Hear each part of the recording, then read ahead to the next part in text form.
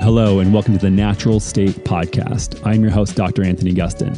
It is my belief that the natural state of any living organism is health, and that our artificial habitat has forced us into having artificial health problems. This show is my attempt to dive deep and learn about using nutrition, sleep, movement, relationships, and more to help you reclaim your natural state of health in a modern world and show you how to thrive in an environment that's stacked against you. If you enjoyed today's show, you can find out more details and information at dranthonygustin.com. On this episode, I welcome Dr. Will Cole. Doc has been on the show before. A couple years ago, he's one of the first guests, actually, and he's back to chat a lot about inflammation and this pandemic that's been going on, how to stay healthy within it, and beyond that, how to stay healthy long term. He has had a lot of experience in the last few years and shifted a lot of his focus from not just talking about ketogenic diet, and he's famous for his book Ketotarian, but moving to that a little bit more about inflammation and its role in our body and how we can avoid it, not just through nutrition, but through lifestyle as well. So super smart guy, lots of practical information in this episode, and I think you guys are going to enjoy it. So tune in and take notes. This episode of The Natural State is sponsored by Ned.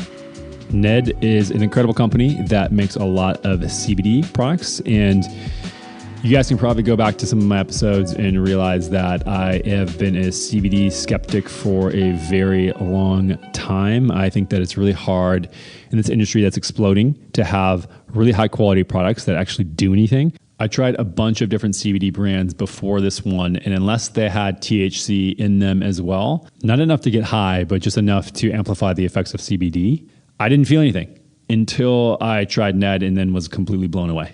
I'd been using their products before they sponsored the show for about 4 to 6 months and have noticed a huge increase the nights that I use their product, about 25 milligrams, so 50 milligrams per night of the CBD.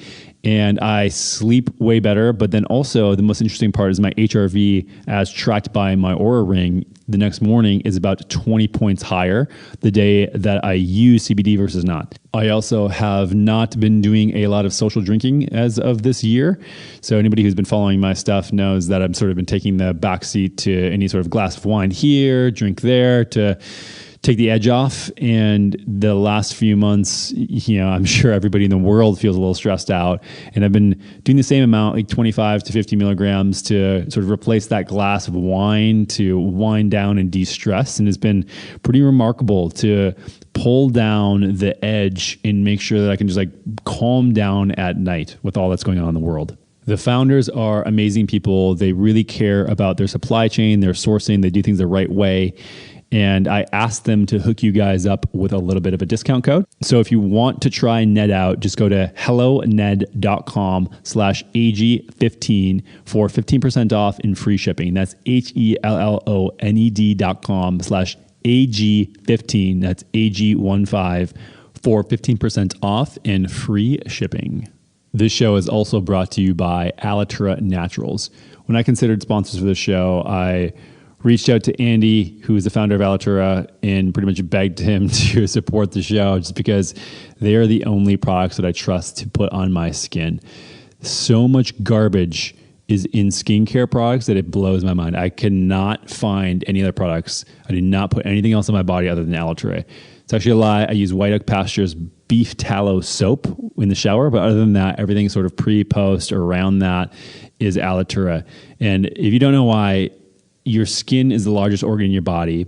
It absorbs everything you put on it. And men are less known for using sort of skincare products, but women average over 250 chemicals that are in their bloodstream from their skincare products by the time they walk out the door in the morning. That is ridiculous. I personally use the moisturizer, the clay mask in my sauna, and the Pearl cleanser. My fiance uses way more. She has a little bit more of a skincare routine than I. And the products themselves are made with the highest end ingredients that you would ever find in skincare products. This stuff's incredible. Andy himself is a testament how these products work. He's been on the podcast before to tell his story, but it was amazing. He was in a horrific accident. His face got all mangled up, and he basically made this formula to heal his scars, and he is now a male model. That is not a joke. He has incredible skin, and is obsessed with the quality of his ingredients and the sourcing of them. He was just in Hawaii recently sourcing one ingredient of the many that are in one of his products. This guy goes, visits every single farm and product, and it is incredible. The quality you get here is by far the best in the industry. And so I begged him to sponsor the show and also begged him to give you guys a little bit of a hookup. So if you use code AG20, you'll get 20% off in free shipping over at alitura.com. That's AG20 at ALITURA to get 20% off your order at alitura.com. That's AG20 at ALITURA.com. You get 20% off in free shipping of your entire order. Again, I use the Pearl Cleanser and the Moisturizer. They are phenomenal. Doc, thanks for being on the show today. I'm excited to be back. It's been a while since we've talked on podcast format. Yeah, I think I was still in my old apartment in San Francisco last time, so it had been over 2 years ago. Yeah. Lots have changed. A lot has changed, but I'm glad to be talking. Yeah, you, I think, have launched. I don't know if you were just releasing your first book at that time. I think it was before. I think it was before Ketotarian came out, because I think we talked after that too. But personally, but yeah, no, it's 2 books have come out, I think, since we've talked. Man, you've been busy. I know. Yeah. I don't know how I've been doing it, but it's been fun. It's been fun. I like writing, so it's pretty seamless for me. Yeah, I mean, what's your routine? Like, do you just wake up and get right into it, or how do you block it off with everything else you're doing? Well, for me, it's mainly because as my day from 8 a.m. to 6 p.m., it's patient. So my writing typically happens on Fridays. It's a non-patient day, and then the weekends. So during the week, it's patients, all patients. But the books are really, in many ways, just natural ripple effects of my clinical experience. The books are just my experience with patients. So my patients really inspire me of just digging deep into the research and like how to really practically convey this information in easy to understand ways. So it serves me well. Even though I'm not writing during the week, it definitely inspires me for the writing on the weekends. Right. And so you have that patient care Monday through Thursday, and then writing Friday, Saturday, Sunday. Yeah. How do you fit in all the podcasting? Podcast typically happens. It depends. Sometimes it happens in between patients. That's typically how it happens, where there'll just be an hour chunk here and there. That's a podcast. Or it's a long weekend. For Goopfellas, we typically will batch record and I'll go out on a Friday and record in New York or LA or somewhere like that. So and I write on planes then. That's what I do. Yeah. And then you squeeze in family time whenever you can get it in or what? Yeah. I typically bring one of my kids with me or my wife. We all go out together. Yeah. And this has been the silver lining lately with the pandemic, and obviously it's horrible. I'm not saying making light of it, but the silver lining in the suckiness is we've slowed down, and I'm not traveling right now, which is kind of really refreshing for me. Yeah. How has your practice changed? Because you were doing a lot of remote visits anyways, right?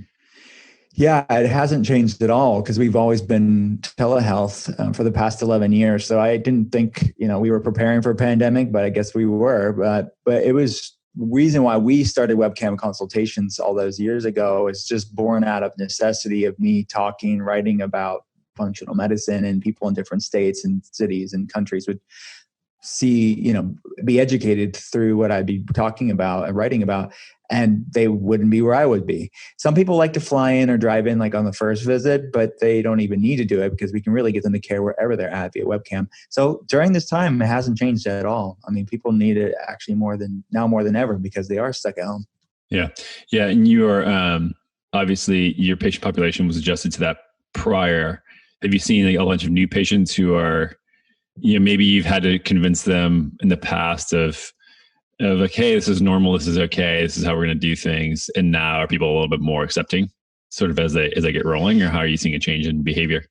Yeah, I think by the time they get to us, they've already kind of made the decision that this wasn't a normal thing to do, and they were interested in it.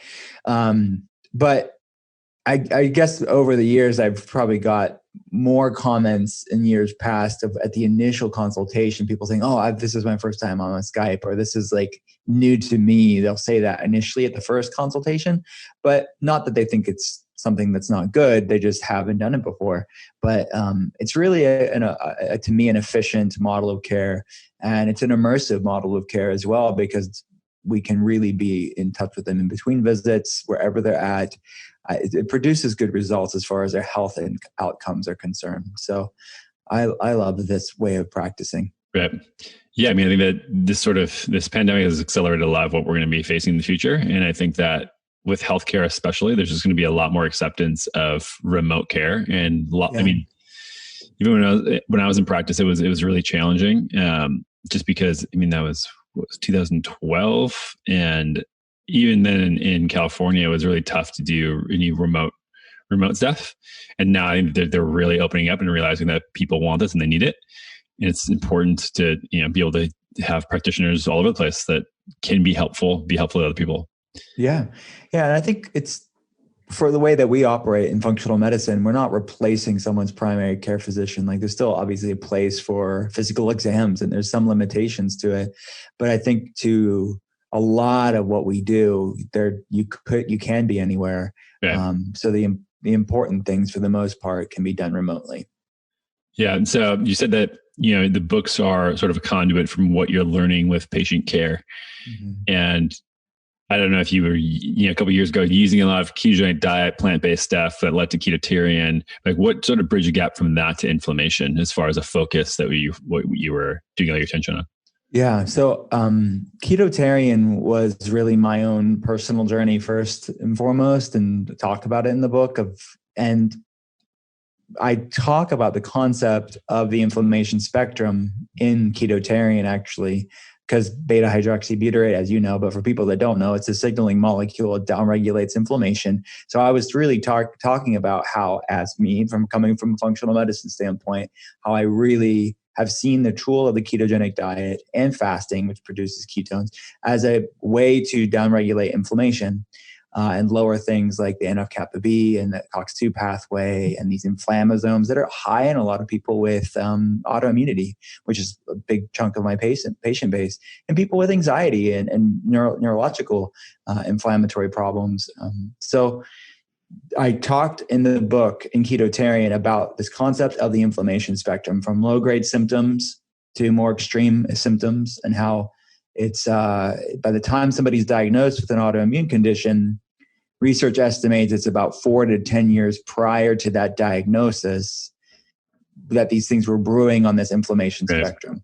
So the inflammation spectrum book was really born out of that exploration of just talking about a deep dive of inflammation, and how I started that conversation in Ketotarian. But I really wanted to talk beyond ketosis. What are other ways for us to lower inflammation, both using food as medicine and looking at non-food things like stress and toxins and social isolation and screen time and social media, and the impact all these other epigenetic modulators, how they also influence our inflammation levels.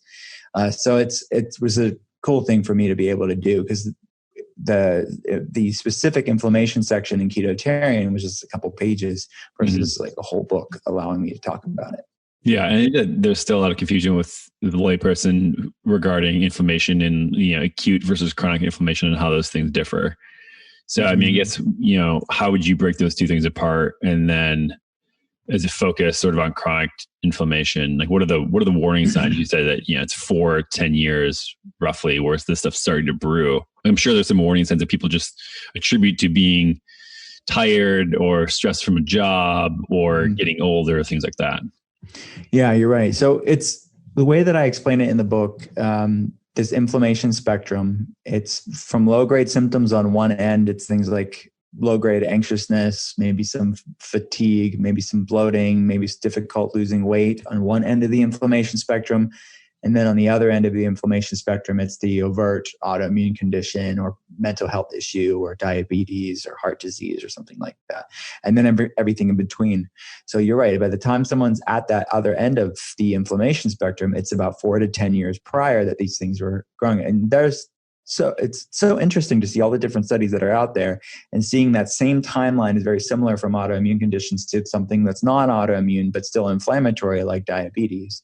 So what is inflammation? I guess was first part of your question is, you're right. It is kind of an ambiguous term for people. They kind of know what it is, but not really. So it is a product of the immune system. It's not inherently bad. It fights viruses in balance. It fights viruses. It fights bacteria. It heals our body. So in check, inflammation is a wondrous part of our immune system. It's when it's thrown out of balance, that's when problems arise. And it's chronic inflammation that we're talking about here. It's the breaking of the Goldilocks principle. You don't want it too high, you don't want it too low, but you want it just right when you need it. So many people their inflammation is too high for too long. And that is this commonality between all of these different health issues like autoimmune conditions, digestive problems, musculoskeletal issues too. I've been talking a lot about the research looking at the inflammatory components to mental health issues, because people like to separate mental health from physical health. Well, it's like a mental health problem, like it's somehow different than physical health. Mental health is not separate from physical health. Mental health is physical health. Our brain is part of our body. And we used to think that the brain was immune privileged, that it wasn't subject to the immune system. It wasn't subject to inflammation. But now we know that's definitely not true. The microglial cells, the immune cells of the brain, are good in balance. They clean up like dead dysfunctional cells. They clean up the cells. They're like a nice cleaning crew of the brain. But thrown out of balance, the microglial cells will create a ravage of inflammatory cascades throughout the brain. And that's what's linked to things like anxiety and depression and fatigue, brain fog, and then, of course, neurological autoimmune issues like MS and Parkinson's and things like that. So that is what the inflammation spectrum is. It's really an exploration of all this continuum of manifestations of inflammation in someone's body. Yeah. So, I mean, by the time you start seeing people, I think there's another common thought is like, can you at any time reverse your track on this spectrum and go back from, let's say, one of these far right things that you're talking about, an over condition? Can you just do the principles that you outline and then be totally fine? Or is there sort of like a point where you need an intervention from somebody like yourself? Yeah, it depends on the person, right? There's so much variability there. The other component the book explores is another functional medicine concept of bioindividuality. So you could have 100 people with the same diagnosis code or the same set of symptoms, and even the same, by the time like point of their disease process, they're going to respond to lifestyle changes and respond to really anything differently. So you really have to go beyond the surface of even saying, let's say you have 100 people with fatigue. What's driving fatigue for one person isn't necessarily the same drivers of the next person. So if you had to be general with this, I would say the people that are on the one end of the spectrum where they're having symptoms, the sooner you deal with these things, the better from a general standpoint. But I see people that are far progressed as far as their inflammation is concerned. They have many different variables, many different manifestations of inflammation in their life. They're noticing it in many different ways. They feel like their body's sort of just turning against themselves because they have this laundry list of different weird symptoms. But they recover their health. So I'm never not amazed by how resilient the body is in many cases. So it depends on the person. My job is to say, let's get your body as great as it can be, as much as your body will allow. And for some people, it's 60% better. For some people, it's 70%. Some people, it's 100% better. So I'm meeting people at different points of their journey. From my job, it's say, okay, where are you at? What have you done? What's missing from your puzzle? And let's get you really healthy. So I think the book is a great starting point for people that maybe are on the fence. They don't know if they want functional medicine or not. They don't know where to start. To me, I think it's a great starting point, or even somebody that is really interested in health and wellness, but haven't put all the pieces together. To me, it's a really organized, systematic functional medicine approach to start feeling better. And then do the system in the book and then see how far you get down the improvement. And for some people, and that's like the last 2 chapters of the book actually talks to those people that are like, okay, look, are you entirely better than fantastic? Like you just completely took had agency over your health, and you're good. But there's going to be many people that get like 60, 70, 80% better that need to fill in the gap for that 30 to, 10%, whatever you're talking about, to really take it to the next level. And I think that's where we in functional medicine can come in and see what's missing, run labs, and take it to the next level from a clinical standpoint. Yeah. And like you said, there's a multitude of reasons why people would sort of get into this chronic cycle of inflammation. But what are some of the biggest ones that you see in as far as patterns in your clinic? Well, and that's a good point, really, because if you think about it, the word that I used was a commonality. Inflammation is a commonality of all these health problems. I didn't say causation, because yes, inflammation in one area of the body, it can beget inflammation in other areas of the body. So inflammation in the gut can cause inflammation in the brain, and then that can cause a cascade impacting the endocrine system because of the brain hormonal axis. So inflammation is part of the problem, but it's not a true upstream issue, meaning we have to ask the question, yes, inflammation is a commonality, but what caused the inflammation in the first place? So that's really where labs come in for the individual, because we talk about it in the book, but obviously a book is not a lab. So I'm not able to see all the different upstream drivers of people's inflammation. But food is a major modulator of our biochemistry. Every food we eat either feeds inflammation or fights it. So that's an easy starting point. And we do start there with the book, because everybody, because of bioindividuality, are going to have different responses to different foods. So like I do fine with eggs, but somebody else can have an egg sensitivity. The albumin in the white can be a problem. I do fine with salads, but some people, the salads can cause bloating and distension in stomach or GI pain. So we talk about even these healthy foods that are healthy for one person may not necessarily be healthy for the next person, and explore under the umbrella of whole real foods, what whole real foods work best for you. Because anything's fair game when you're talking about intestinal permeability or leaky gut syndrome and all of these different ways that this healthy food interacts with that person's biochemistry, their microbiome, their genetic SNPs, their hormones, whatever, their whole physiology itself. So we start with food in the book, because every food's instructing your biochemistry in one way or the other. Yeah. I mean, I think it's a good point too, that you bring up regarding, this is what I would say is like, there's a foundation to nutrition, and it's eat real food, eat stuff that spoils.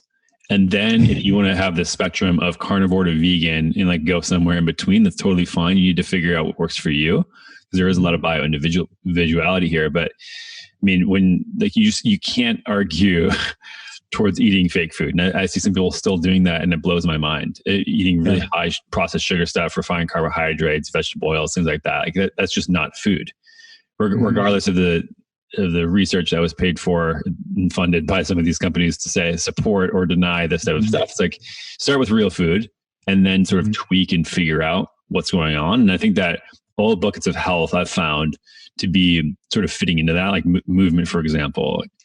You should be more sedentary than less. Like you should just move. And then whether that's, strength training to yoga and like a spectrum like that, we're going to see some shifts for people, how they respond to certain things. But I don't think that there should be an argument like, oh yeah, it's okay to just be sedentary all the time. And this is sort of the same thing with nutrition. Like it's okay to eat fake food, things that are technically edible, but not actual food. Yeah. I think that after that tweak, and everybody tries to look at, in this age, social media influencers, things like that. And they look at maybe at your plate and say, oh, Dr. Will has all these things that I want. He has a great, happy family. He's, he's nice and fit and trim. Seems like in a really good mood. I'm going to do exactly what he's going to do. That doesn't work. I think that can be really, really frustrating to like not look where you're at and say, okay, this is maybe where I want to go. I want to be healthy. And someone else's path to all these outcomes could be very, very, very different. So you need to look at where you're at, sort of take a look at, where you can go from where you are and start taking steps on yourself, by yourself, figuring out your own path instead of trying to figure out and walk somebody else's journey. Yeah, that's very well said. And that's what the inflammation spectrum is. It's not a path. It's your path. It's a manual for you to find out your path, because Ketotarian, it was one specific way of eating. And it's a tool to use. And even there, I talked about cyclical versus seasonal. I definitely did tailorings in there too.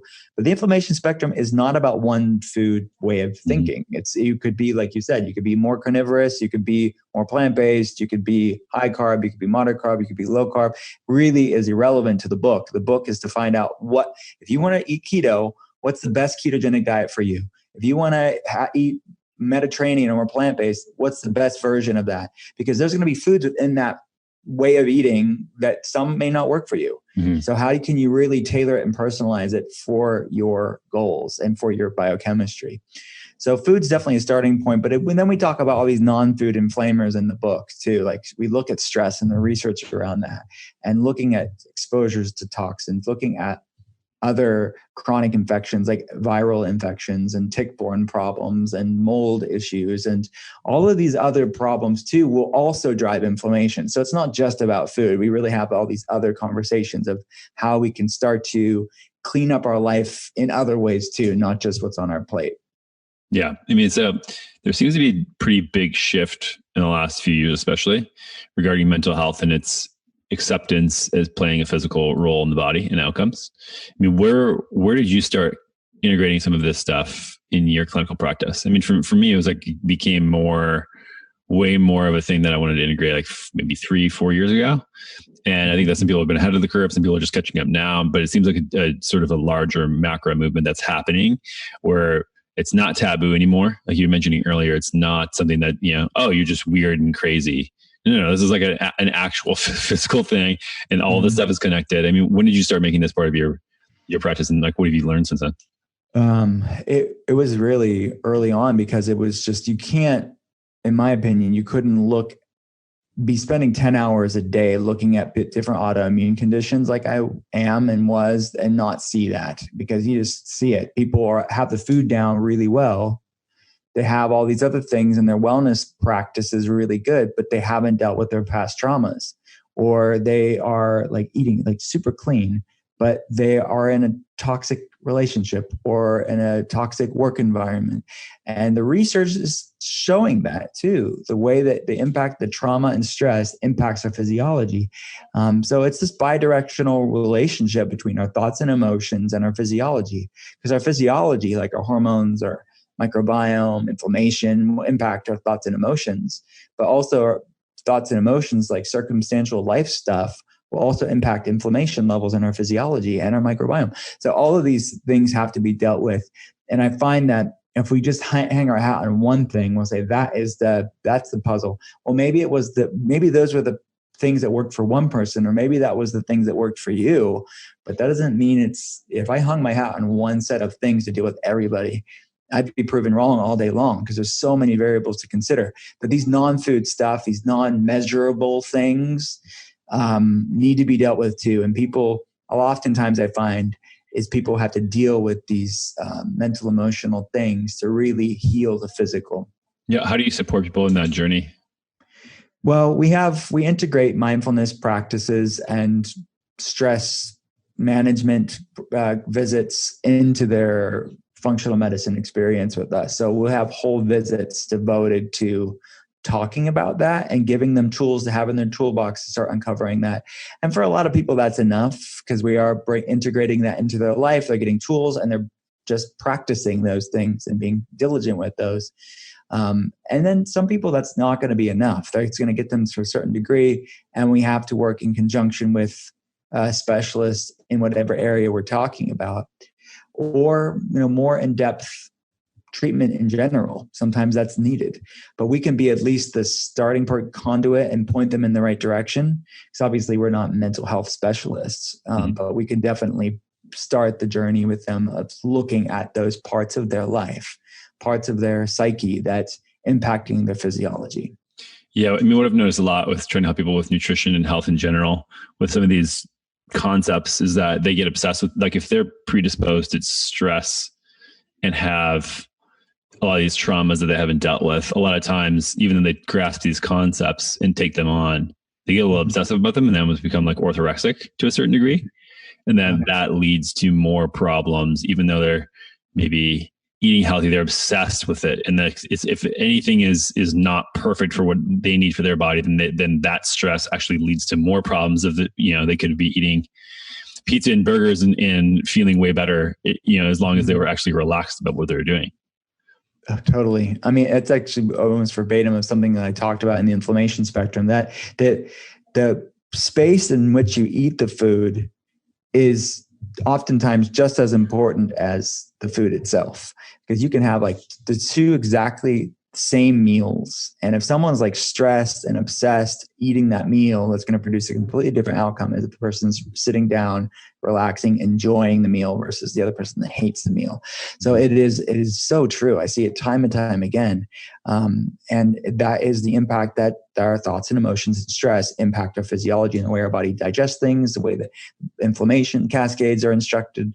And you're absolutely right. I mean, this concept of, or this problem of orthorexia is a problem. And I think there's two different components to this. I think one set of people, they have that sort of type A personality and they get obsessive, and it's this disordered eating born out of that. And they have orthorexia, which is that stress and shame around healthy eating. But then I see this other side of orthorexia with some patients of mine over the years where the orthorexia was born out of their physiological autoimmune problem, meaning that when they are having these food reactivities or they are having these inflammatory reactivities in their body, then that trauma that food or that autoimmune flare had in their life, they never want to feel that again. So then they're whittling down their meals to like basically nothing because of that fear of that ever happening again. Right. And then so it's almost like the orthorexia is a result of that initial physiological autoimmune flare. So it is quite interesting, but we see both sides of that with orthorexia, and that's part of our job is to start to deal with the physical stuff when it's clinically appropriate. Work with an eating disorder specialist to really heal their body, but also heal their relationship with their body, and then heal their relationship with food. Yeah. Michael Ruscio and I were chatting about this recently regarding like carnivore diet and people going to that, having a lot of success, and then going back to eating some plant food and then still having flare-ups as well. And this is sort of another way to like more physical, less mental. But if you can't, as a human, tolerate certain foods, like, did you really fix the problem in the first place? Like humans should be robust creatures that can be omnivores. And if you can't be an omnivore, did you really fix the problem that was there? Or are you just sort of stepping around the issue? And whether that be a gut issue, an autoimmune condition, inflammatory, whatever it may be, I think that, being able to, like you said, trim things down and then open them back up once you've healed is a really good indicator. Like, can you tolerate things? I mean, again, as long as you're in this bucket of, eating real food first. Yeah, you're absolutely right. And I think that's a larger point too. When you talk about carnivore, plant-based, to me, I think, and I've seen this before, where people are carnivore or carnivore adjacent for a while, and then they bring foods back in and they're actually having worse reactions than they did before. It's similar to me, and I've talked to Paul Saladino about this too. And if you look at the other plant-based approach, people that are strictly vegan for a long period of time and they bring in something that's meat, and then they have like distension and stomach pain from eating the meat. Are they having a meat reactivity? Is the meat really the problem, or is their microbiome completely shifted where they have hypochlorhydria, decreased hydrochloric acid, are not able to break down the things they haven't been eating for a long time? I find that to be the same potential problem for some people eating a carnivore diet, even if it's well formulated and nutrient dense, all that good stuff. It's that microbiome is going to shift where they may have had a problem with this food and this food, plant foods, but not all the plant foods. And then they bring in these other plant foods and they're having problems they never had before because of the impact that's having on the microbiome. I agree. I use the carnivore diet for people that need it as a way to be really an ultimate elimination diet to have these reactivities. But you should be actively dealing with the problem in the first place, whether that's the SIBO or dysbiosis or whatever you're dealing with, so you can reintroduce. Because for most people, it's not desirable from a clinical standpoint, and it's also not desirable in their life. They want to have more variety in their diet. So you can't just eliminate it and think that's going to solve all your problems. You're absolutely right. Yeah. So we've talked about a lot already regarding you need to have this foundation of real food, then tweak within that. What are the things that you're finding with mental health that are those foundational elements? So I'm still trying to like figure out how I can explain something as simple as I do with nutrition. Like, what are the components that, once you figure them out, like that's the basis and foundation for proper mental health. And then you can figure out individuality within that. Yeah. So I think that a lot of it depends on how much of the mental health issues are driven by physiological problems. So for some people, when you deal with the underlying, say, gut problem, or you're dealing with the hormonal imbalance or a toxicity problem, like a mold toxicity issue, if you deal with the physiological stuff, that's going to empty the bucket dramatically for people. But how much of the bucket emptying is dependent on the person. So for example, like a mold toxicity or a tick-borne problem with some co-infection, that can cause horrible mental health symptoms like anxiety and depression and fatigue and these strange neurological symptoms. When you start dealing with those chronic infections or dealing with the gut problem or both of those things, some people it's going to 100% resolve their problems. For some people, it's going to be like 30% of their problem is reduced. So you kind of have to see where the dust settles after that to see how much you need to lean into the other things.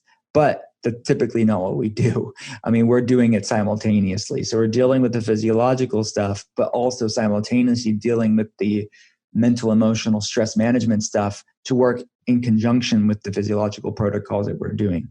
So the starting point for me, coming from a functional medicine standpoint, is bringing more acts of stillness into their life. Because most of the people that I'm talking to are in constant reactive, sympathetic fight or flight state. Their parasympathetic is not working appropriately. It's not balanced at all. And so I'm bringing things in their life to start to upregulate and support a healthy parasympathetic, resting, digesting, chill out phase of their biochemistry. So that is different mindfulness practices that we teach them to start creating awareness of themselves, because they're so caught up in their heads many times that they're thinking their thoughts and emotions are them. They're thinking their physical symptoms is who they are. And there's that lack of awareness. So at least they can start to grow in awareness and start having an inner non-resistance and an inner radical acceptance that needs to happen sometimes through a health journey. And can be a grieving process for a little bit because they want to distract themselves with all this stuff. But the reality is they need to sort of go inwards to really have that cathartic moment to start to heal. And then see how far that gets them. And then from there, we can see if they need to see an eating disorder specialist or a trauma specialist, something like that. Yeah. I mean, one of the things that I've noticed with a bunch of people that I've chatted with regarding lockdown in general and quarantine with mental health is sort of this double-edged sword. On one side, you have people realizing how much they actually care about connecting with people one-on-one and in person. Mm-hmm. And I've just seen so many people now like having much longer conversations, whereas before, like, oh, I have 15 minutes, I have 20 minutes, let's catch up real quick, let's text, let's, stay attuned via social media. And I'd be like, no, let's like actually like sit down and like plan this time and like have uninterrupted time. And that's been a huge change. I think that people are like really starting to value like, oh, you take this away, this like not having social interaction is really tough. And I want that in my life. And then the other side, you have sort of a forced stillness where people not being able to distract themselves as much. I mean, obviously you still have a lot of things at home with Netflix and social media and people and things like that. But in general, I've talked to a lot of people who have just been like, it's been nice to finally have some space, to not be traveling all the time, not have all these social obligations, not be commuting to work and there and back. And that extended period of solitude and just space has allowed people, I think, to just start reflecting and processing stuff. I don't think people make time enough. Even in a day, like even if somebody doesn't have like, oh, this huge traumatic thing happened to me when I was younger. I think that cumulatively over the course of someone's life, living in the age we live in, like if you don't reflect in the day and sort of like process what happened in that day, like there can be a lot of baggage and stress that just gets accumulated over a long period of time. Nothing ever resets. And I think that these two things are, hopefully get carried out of this period of time. And we realize like, oh, these things are important to us. Like, let's not overcommit ourselves. Let's not have crazy amount of social obligations. Let's actually make time to connect with people in person, or, maybe Zoom becomes more regular and we're just doing this, on a more regular cadence instead of trying to smash our schedules full and then go to sleep in a stressed out state and then do the same thing over and over again until you get to a point where like every 4 months you take a couple day vacation. It's like, I mean, just thinking about in general humans throughout all of history, it was probably very flipped where right now we probably have 95% stressful time, fight or flight type of stuff. And then 5% we're like, okay, like we're going to take this weekend off, or we're going to go on this trip or whatever, like have this, meditation retreat, even if you're just like super advanced.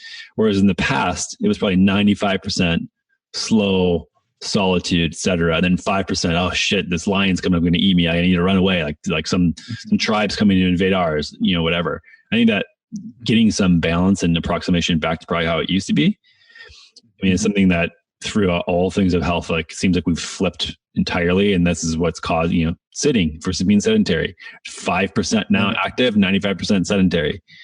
It used to be the other way around. And that sort of mismatch with our species has caused a lot of these health problems. And I think the same thing with just pure solitude and connecting with people have probably driven a lot of it.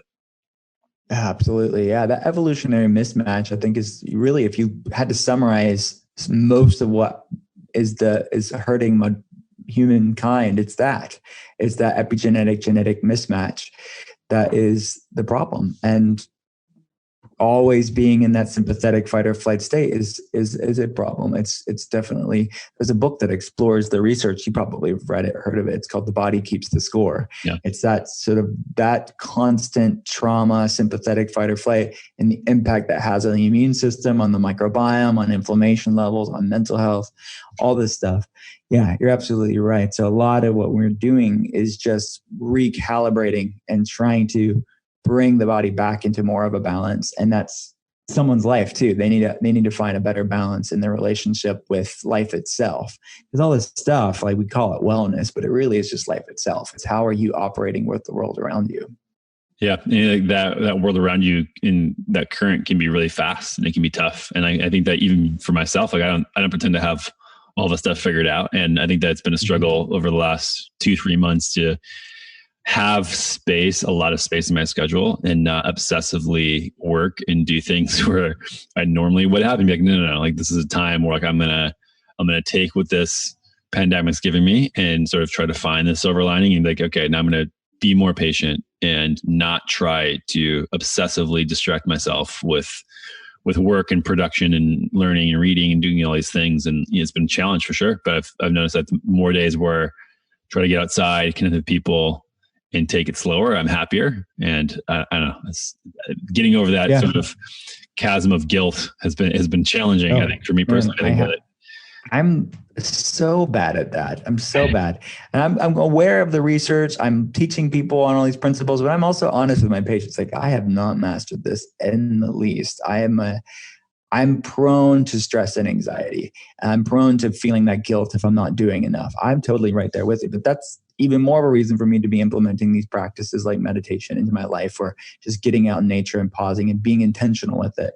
Because left to my own devices, I'm not going to do it. So I have to be intentional with slowing down in an intentional way. Well, yeah, and the way I view it is sort of like when I was growing up, I was eating all this crazy processed food and it was just normal to me. That's just what food was. Eating bags of Cool Ranch Doritos at a time was just like, oh, that's a snack, And then to like where I'm at now has been a really, really long journey.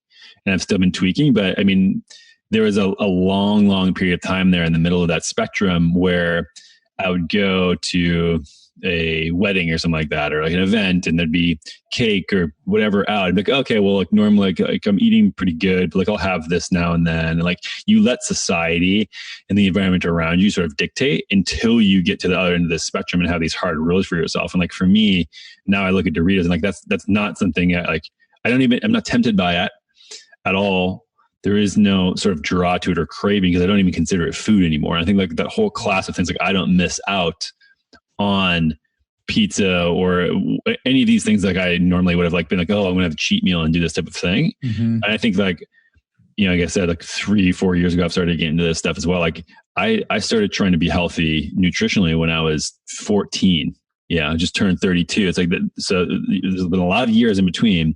And now if it's like I just started sort of like really focusing on mental health 3-4 years ago, like am I going to have another 15 years? So I get to a point I'm like, oh, this is like just something that like I do not do these things. I do not like load my calendar super topped off and scheduled, because I know that like that's just going to detract from my well-being in this way. Like I just like have certain paradigms around it, which is why like I'm sort of interested to chat with people and like how they're figuring this out. It's like, I don't think there's a lot of really good templates around it. I mean, with nutrition, it's always been sort of easy. And there's been a lot of research. It's like super simple to quantify and see, and you're experiencing these things. And it's just like basically only a couple of times a day you have to worry about it. But something like mental health, it's like so fuzzy and unclear, and just even recently was like very taboo. So like trying to navigate this stuff and build myself a path and a framework where it becomes effortless has been certainly challenging, but it's also exciting.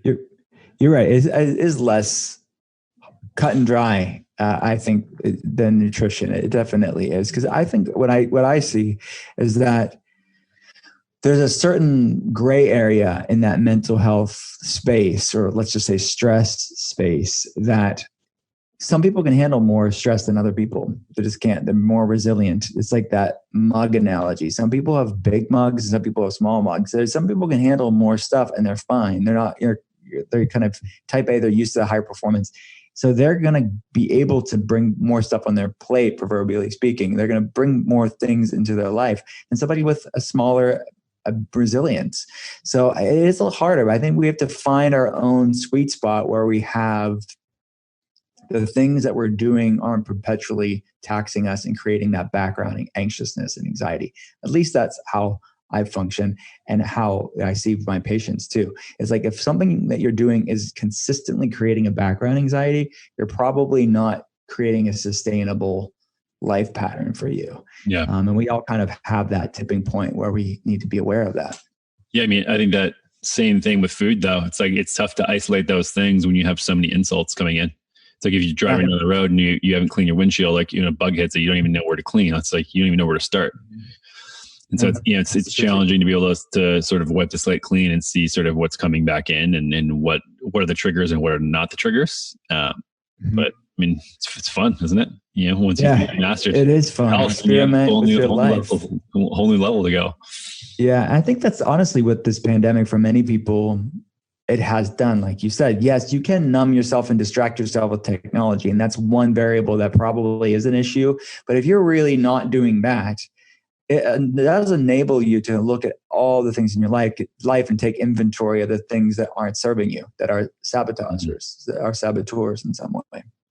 Yeah. I mean, so as far as how your little quarantine lockdown experiment has gone here, have you found any difference in those things for yourself? As far as like, oh, this is something I'm going to remove now. This is something I've learned. I've really, appreciated this or that. For me, again, I'm a strange bird when it comes to this because my life hasn't changed that much. And I honestly, it annoys me that I'm even saying that. But because my day job, like what I'm doing is talking to people online, and other than traveling, it's really the only thing that's changed. And that would be the thing that I would say for my job. I travel a lot and I like doing it. I love speaking and talking about what I do. I like taking my kids to different cities and like going exploring the world with them. But the reality is I do miss a lot too, because I am busy during the week with seeing patients online, that when I'm not always traveling with them, or I'm taking my son and not my daughter, I'm missing a lot of the weekend stuff. So for me as a dad, that's what I've learned through this is like, oh man, I'm going to say no to more things when it comes to travel, just because the weekends, there's like such a special time to spend time with them and actually not be busy and distracted. And that's definitely something that I want to take out of this and just have better, like say no to more things. And that's not to say I'll say no to everything, but just be a little bit more judicious when it comes to the speaking engagements I do. So your routine has pretty much been the exact same? Yeah, it has been. I know I'm a minority. I know most people, their life has changed dramatically, but I'm still coming to the functional medicine center. That hasn't changed at all. My kids are homeschooled, so I know a lot of parents it's been thrown off, like, oh my gosh, like I have to like now become a teacher's assistant and work from home. I'm not working from home. My wife's at home with them, but she's homeschooled them, so that hasn't changed at all. So we're basically we always live in a pandemic. Apparently, I don't know. I didn't know I was, but yeah. So does she teach them herself, or do you guys have like a combination of tutors, or how you guys approach everything?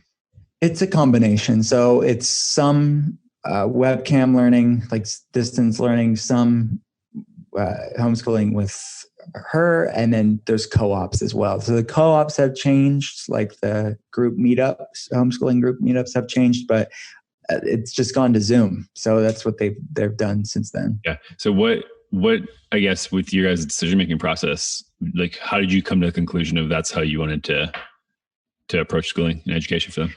I think as parents, like we all know our kids, and some kids, really, really love the school system, and some kids don't. My kids they've been in traditional school too.